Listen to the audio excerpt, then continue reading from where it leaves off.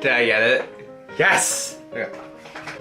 So, I've had the GPD XD Plus for about a month now, and it's been out for like 2 years, and I would still recommend it as a portable gaming device, a portable emulation device.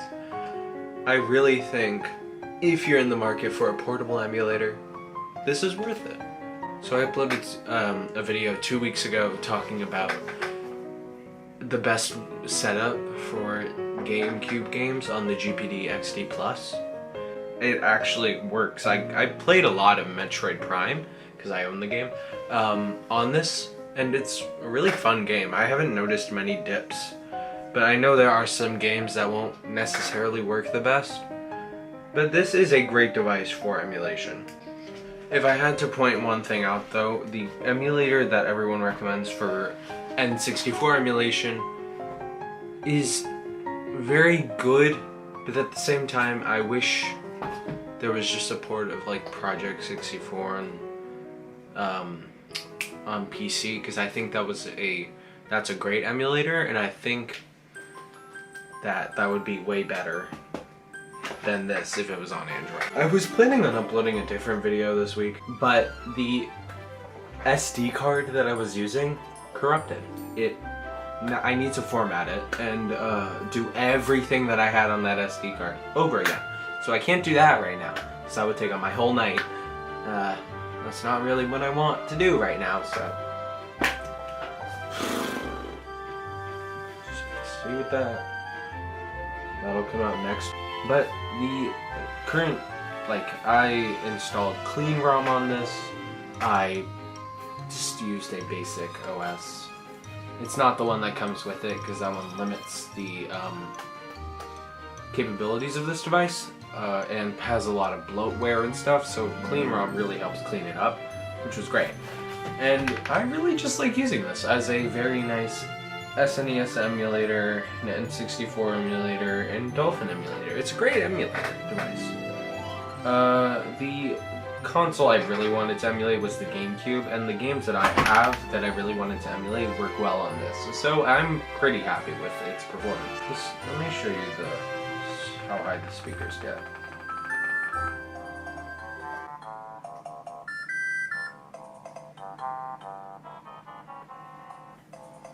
I think that's a pretty great volume considering the size of this device, and playing these games is definitely a great experience on this. I love the 3DS style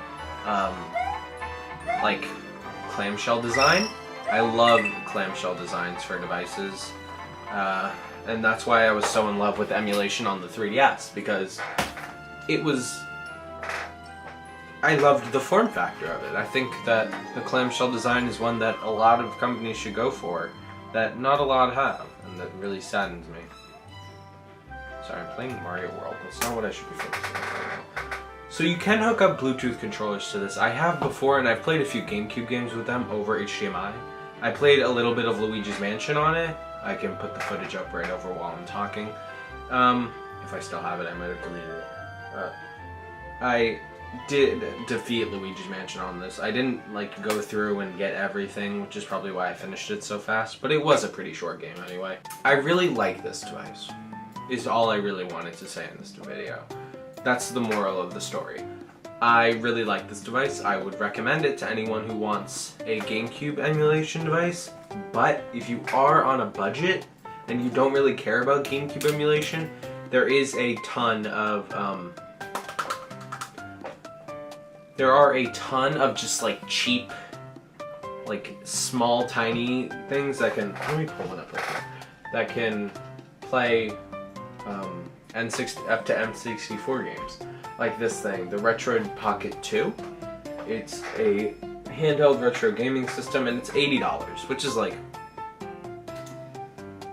don't know, a third or a fourth of the price of this. I'm not good with math, and it just seems like a really cool device. I might actually pick it up soon and do a video on that.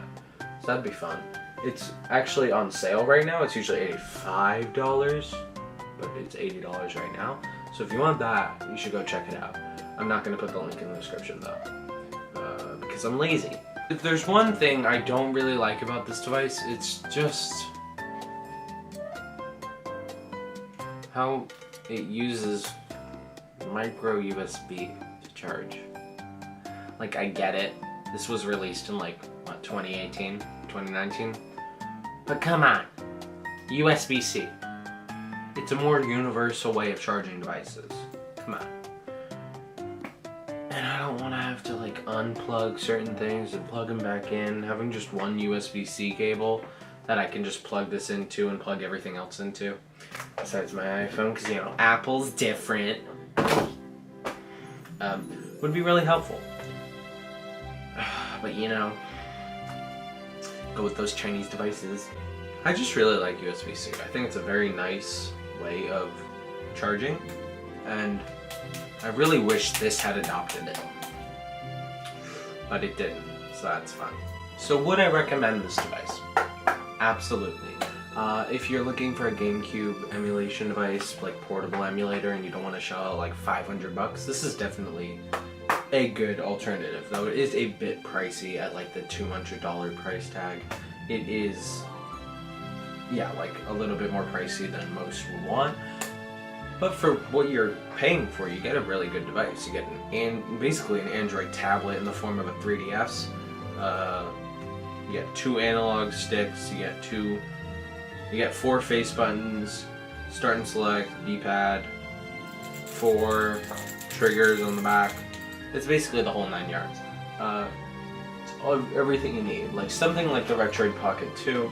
It's not like the N64 and the GameCube are pretty different when it comes to performance, how much performance they need, so you'd really have to get, like, you don't really need that powerful of a device to play the Nintendo 64, that's why this thing runs the game so well, but you do need a powerful thing to play GameCube games. So if you really wanted a GameCube portable emulator, and you don't want to shell out $500, yes, this is a great choice. But if you want if you don't really care about GameCube emulation and you just want like an N64, an NES, or an SNES emulator, get the Retroid Pocket 2. It looks like a great device. From the reviews I've seen, it is a great device. So just get it, I guess. Sorry, I almost dropped it. I got scared.